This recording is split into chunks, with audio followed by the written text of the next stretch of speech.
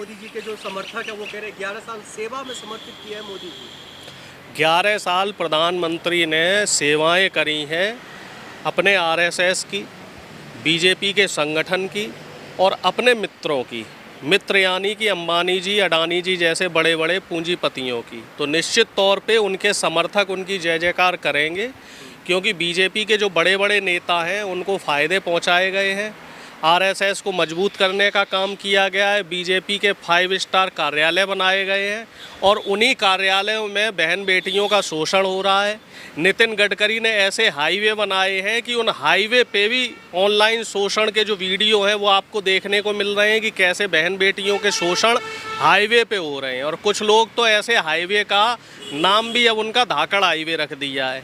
और नेताओं को इतना फ्री छोड़ दिया है प्रधानमंत्री ने कि नेता बहन बेटियों के लिए, देश के लिए, सेना के लिए और विपक्ष के लिए कुछ भी अनर्गल बोल रहे हैं। और पूंजीपतियों को इतनी खुली छूट दे दी है कि उन्होंने महंगाई को बेलगाम कर दिया है। तो निश्चित तौर पे प्रधानमंत्री ने 11 साल अपने लोगों की जेब भरने में बहुत ही अच्छा काम किया है। लेकिन वो तो दावे कर रहे हैं 11 साल में हमने जनता के लिए कामकाज किया, जिसमें जो है आम लोगों तक हमने अनाज पहुंचाया। हाँ, बिल्कुल बिल्कुल बिल्कुल बिल्कुल बिल्कुल सही कह रहे हैं आप। आम लोगों को इन्होंने शौचालय दिए हैं, लेकिन क्या आम लोगों को नौकरियां दी हैं?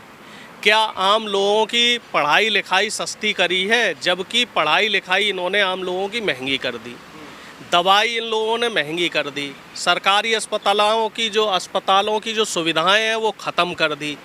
निजीकरण को बढ़ावा दे दिया। पीपीपी मॉडल पे कई सरकारी संस्थानों को ये देने की तैयारी में लगे हुए हैं। कई जो ऐसे सरकारी ऑफिस हैं कह रहे हैं साहब घाटे में चल रहे हैं, तो अब इनको प्राइवेट कंपनियों को देना चाह रहे हैं। योगी आदित्यनाथ जी कह रहे हैं कि अब समायोजन करेंगे कुछ स्कूलों का, जैसे आसपास के 4-5 स्कूल हैं उनका समायोजन एक स्कूल में कर दिया जाएगा। हज़ारों की संख्या में सरकारी स्कूल बंद होने के कगार पर हैं। और क्या सिर्फ 5 किलो राशन देना ही सरकार की उपलब्धि है, बल्कि इसे हम सरकार की कमी और खामी मानेंगे कि आखिर सरकार गरीबी दूर क्यों नहीं कर रहे हैं, क्यों गरीबी बढ़ाते जा रहे हैं। 11 सालों में मोदी जी के 56 इंच के सीने से डर रहे हैं ना, थर-थर काँप रहे हैं ना, जो हमारे दुश्मन देश है। हमें ये बताइए कौन सा ऐसा अभी पाकिस्तान से हमारी लड़ाई ताज़ा ख़त्म हुई कि ट्रंप के कहने से? ट्रंप ने 11 बार हमें बेइज्जत किया और 11 बार ट्रंप ने कहा कि हमने मोदी जी को युद्ध से सीज फायर करवा दिया और हवाला दे रहे हैं व्यापारिक।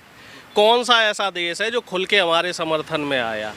चीन हमारे विरोध में, नेपाल हमारे विरोध में, बांग्लादेश हमारे विरोध में, श्रीलंका हमारे विरोध में। हमारे सारे के सारे जो पड़ोसी देश हैं उनसे गतिरोध पैदा हो गए, उनसे बुराइयां भलाइयां हो गई। पहले कम से कम रूस हमसे खुल के हमारे साथ रहता था।